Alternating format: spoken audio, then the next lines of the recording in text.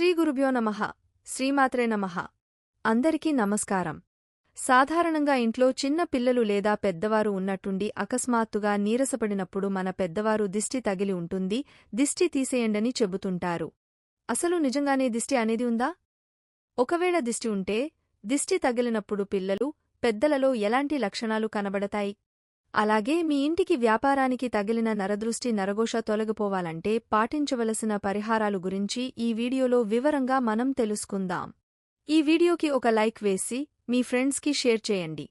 అలాగే జై శ్రీకృష్ణ అని ఒక చిన్న కామెంట్ చేయండి. అలాగే దయచేసి వీడియోని స్కిప్ చేయకుండా పూర్తిగా చూడండి. సాధారణంగా బారసాల, నామకరణం, పెళ్లి, శ్రీమంతం వంటి శుభకార్యాలు జరిగినప్పుడు ఆ శుభకార్యానికి వచ్చిన అందరి చూపు శుభకార్యం ఎవరికైతే జరుగుతుందో వారిపై కేంద్రీకృతమై ఉంటుంది. అలాగే మనం ఉన్నతంగా ఎదుగుతున్నప్పుడు ఇతరులు ఓర్వలేక వారి చెడు మనస్తో చెడును కోరుకోవటం ద్వారా నరదృష్టి మన కుటుంబం మీద పడుతుంది. అంటే దానర్థం వారి యొక్క చెడు దృష్టి మనమీద పడుతుంది. వక్రదృష్టి, ఈర్ష్య, అసూయలతో కూడిన తీక్షణ దృష్టి సోకినప్పుడు ఈ నరదృష్టి తగులుతుంది. నరదృష్టికి నల్లరాయి అయినా పగులుతుందని అంటారు. నరదృష్టి మన మీద ఎప్పుడు పడుతుంది అంటే, ఎదుటివారు వక్రదృష్టితో చూసినప్పుడు కొందరు అనారోగ్యానికి లోనవుతూ ఉంటారు, ఇతరులు ఓర్వలేక వారి చెడు మనస్తో చెడును కోరుకోవటం ద్వారా నరదృష్టి పడుతుంది. నరదిష్టి తగిలినవారికి తలనొప్పి విపరీతంగా రావడం, కడుపునొప్పి, కడుపులో వికారంగా ఉండటం, తిన్నది జీర్ణం కాకపోవడం, తల తిరగడం, వాంతులు అవ్వడం, ఉన్నట్టుండి నీరసించిపోవడం లాంటి లక్షణాలు కనపడుతుంటాయి. నరదిష్టి తగిలిన పిల్లలు నిద్రలో ఉలిక్కిపడటం, ఎన్ని మందులు వేసినా పిల్లలు నీరసంగా ఉండటం, ప్రతి చిన్నదానికి ఏడవడం, పిల్లలు అనారోగ్యానికి గురి అవ్వడంలాంటి లక్షణాలు కనపడుతుంటాయి. నరఘోష ఎక్కువగా ఉంటే జరిగే పరిణామాలు ఏమిటంటే తరచుగా తలనొప్పి, ఎదురు దెబ్బలు తగులుతూ ఉండడం, మనశ్శాంతి లేకపోవడం, ఎక్కువగా టెన్షన్స్ కలుగుతూ ఉండడం, వ్యాపారంలో నష్టం, అనారోగ్య సమస్యలు కలుగుతూ ఉంటాయి. అందరితో గొడవలు జరుగుతూ ఉండడం, అందరూ మనకు శత్రువులుగా మారడం, పని మొదలు పెట్టిన ఆలస్యం అయిపోతూ ఉండడం, మీ కష్టానికి తగినటువంటి ప్రతిఫలం లేకపోవడం, ఇలాంటివి అన్ని కూడా నరఘోష కారణంగా చెప్పుకోవచ్చు. నరదృష్టి అనేటువంటివి వ్యక్తులకి మాత్రమే కాక వారి వృత్తి వ్యాపారాల మీద, పంటపొలాలు, గృహాలు, వాహనాలు వంటి వాటిపై కూడా ఉంటాయి. మన చుట్టూ చెడు దృష్టి ఉన్నప్పుడు అది రకరకాల సంకేతాల రూపంలో మనకు తెలియజేస్తుంది. నరఘోష, నరదృష్టి నిజంగా ఉందా అంటే అవును అనే అనాలి. ఎంత దిష్టి తీసినా సరే ఆరోగ్యం బాగాలేనప్పుడు నిర్లక్ష్యం చేయకుండా వైద్యుడి దగ్గరికి వెళ్లి మందులు తీసుకోవడం చాలా ముఖ్యం. నరదృష్టి పీడ తొలగిపోవాలి అంటే ఎటువంటి పరిష్కారాలు పాటించాలో ఇప్పుడు తెలుసుకుందాం. దిష్టిని దాదాపు చాలా రకాలుగా తీస్తుంటారు. కొబ్బరికాయతో తిప్పడం, ఉప్పుతో దిష్టి తీయడం, అలాగే కర్పూరం బిళ్లతో, పిడకలతో, పేడముద్దతో, బొగ్గుతో, కోడిగుడ్లతో, ఎండుమిర్చితో, వెంట్రుకలు, ఆవాలు ఇంకా రకరకాల వాటితో దిష్టి అనేది వివిధ ప్రాంతాల ఆచారాన్ని బట్టి తీస్తుంటారు. చిన్న పిల్లలకి నరదిష్టి తొలగిపోవాలంటే రూపాయి బిళ్ల సైజులో బుగ్గపై కాటుక పెట్టాలి. అన్నం తినకుండా పిల్లలు ఏడుస్తుంటే నరదిష్టి తగిలిందని భావించేవారు గుప్పెడు రాళ్ల ఉప్పుతో దిష్టి తీయాలి. 5 ఏళ్లు దాటిన పిల్లలకు అన్నం వార్చి పసుపు, కుంకుమతో కలిపి వాటితో దిష్టి తీయాలి. ముఖ్యంగా కర్పూరంతో దిష్టి తీయాలి. అప్పుడప్పుడు పిల్లలు కిందపడితే కర్పూరాన్ని పళ్లెంలోకి తీసుకుని పిల్లలకు 3 సార్లు తిప్పి దిష్టి తీసేయాలి. కర్పూరం కరిగినట్లు నరదిష్టి కూడా కరిగిపోతుందని విశ్వాసం. అదేవిధంగా పసిపిల్లలని చీకటి పడిన తర్వాత మిట్ట మధ్యాహ్నం సమయాల్లోనూ పిల్లలను బయట తిప్పకూడదు. అన్నం తిన్న తర్వాత దిష్టి తీస్తే దానివల్ల ప్రయోజనం ఉండదని చెప్తారు.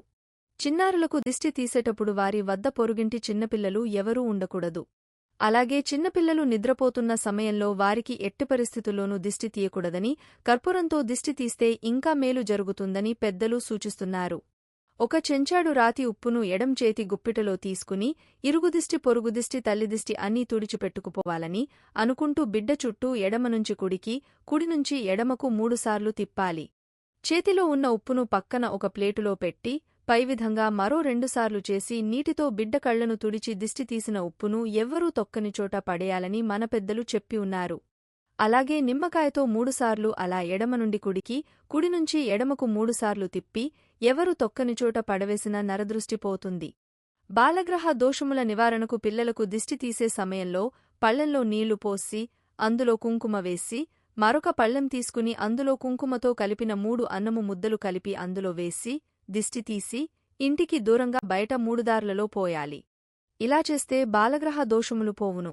దిష్టి తగిలినవారికి ఉప్పు, మిరపకాయలు వంటివి తలమీదుగా చుట్టూ తిప్పడం అంటే ఇతరుల నుంచి ప్రసరించబడిన విద్యుత్ కిరణాల వలయాన్ని విచ్ఛిన్నం చేయడమన్నమాట.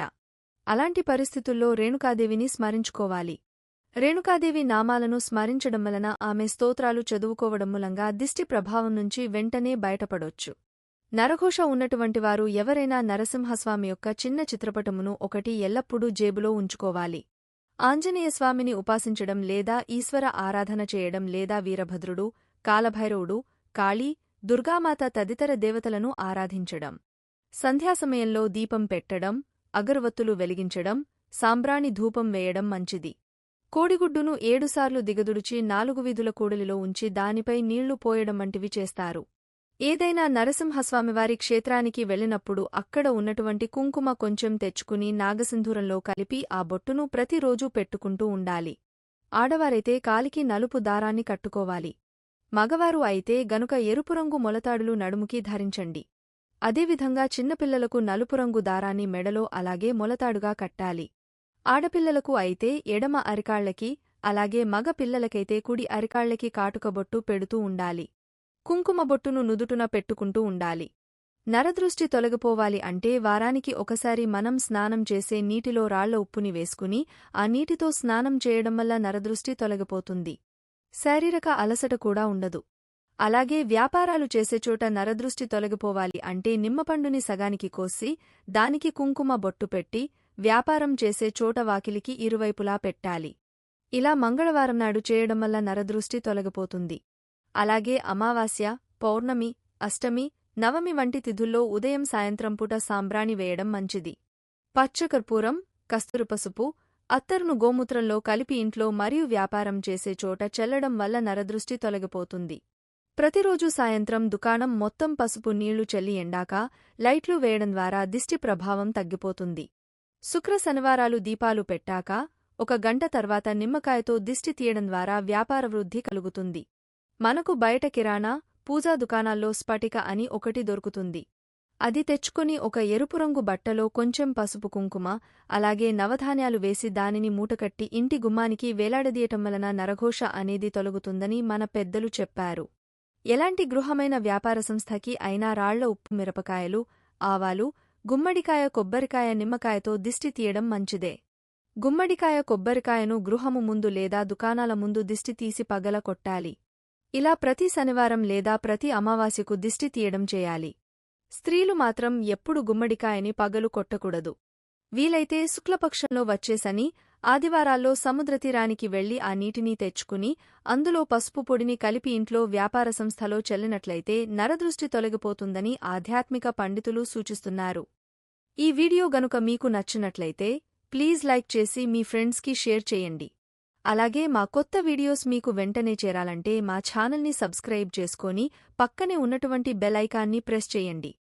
ధన్యవాదములు.